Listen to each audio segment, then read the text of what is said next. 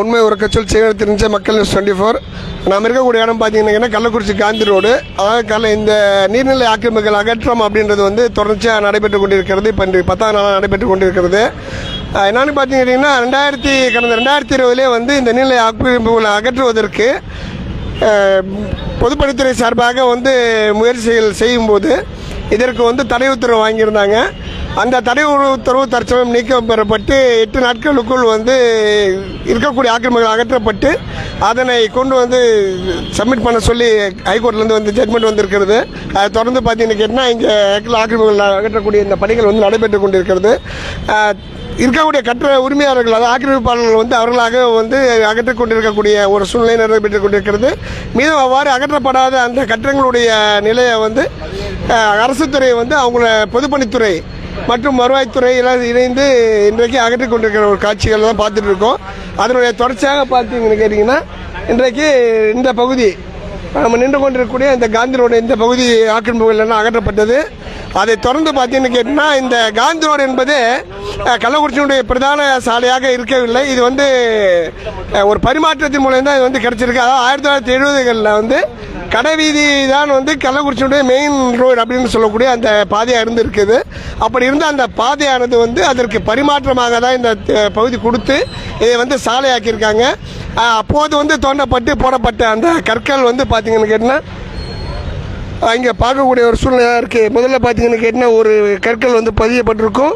அதற்கு அடுத்து பார்த்தீங்கன்னா இந்த ரோடு வந்து டெவலப்மெண்ட் பண்ணும்போது அதற்கு அடுத்து ஒரு கற்கள் இருக்கும். அதை தொடர்ந்து வந்து பண்ணும்போது இருக்கக்கூடிய அந்த கற்களை பார்க்குறோம். சுமார் பார்த்தீங்கன்னு கேட்டிங்கன்னா இந்த நம்ம பார்க்கக்கூடிய இந்த இடம் வந்து ஒரு 10-15 அடி அதாவது பள்ளம் இருக்கக்கூடிய ஒரு இடமா இருக்குது.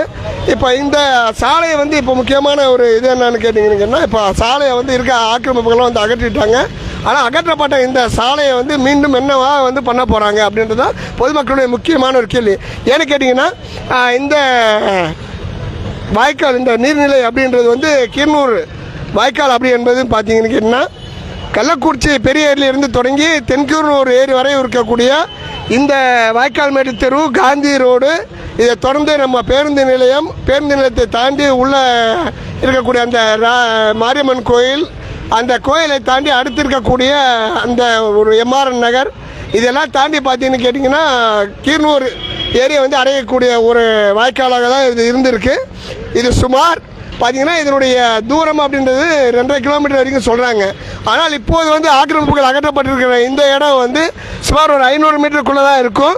மீதமுள்ள இடங்களை வந்து எப்போ ஆக்கிரமிப்புகள் அகற்றப்படும் என்பதுதான் பொதுமக்களுடைய முக்கியமான கேள்வி. அடுத்து அதே போல் பார்த்தீங்கன்னு கேட்டிங்கன்னா இந்த சாலை விரிவாக்கம் என்பது எப்போ நடக்கும்?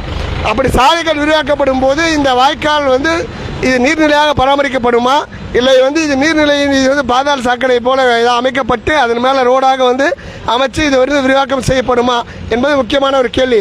அதே போன்று பார்த்தீங்கன்னா இந்த காந்தி ரோட்டிலேருந்து வரக்கூடிய இந்த ஒரு வாய்க்காலும் அதே போன்று செக்கிமேட்டத்திலிருந்து வரக்கூடிய இந்த ஒரு வாய்க்காலும் வந்து பார்த்தீங்கன்னு கேட்டிங்கன்னா இதை குறுக்க முழுமையாக அகலப்படுத்தி மற்றொரு புறமாக இருக்கக்கூடிய அந்த நீர்நிலையில் வந்து கொண்டு போய் சேர்க்கணும் அப்படின்றது தான் வந்து பல நாள் கோரிக்கையாக இருக்குது. இந்த கோரிக்கைகளை வந்து அரசாங்கமும் மாவட்ட நிர்வாகமும் நிர்வாகத்தை கொடுக்கணும்.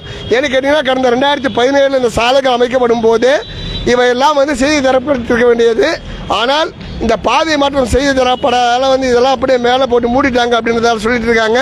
ஒவ்வொரு முறையும் இந்த வரக்கூடிய இந்த கழிவுகள் எல்லாம் இங்கே தேங்கி இதில் வந்து பலரும் விடக்கூடிய ஒரு சூழ்நிலையை நம்ம திரும்ப பதிவு பண்ணிட்டு தான் இருக்கோம்.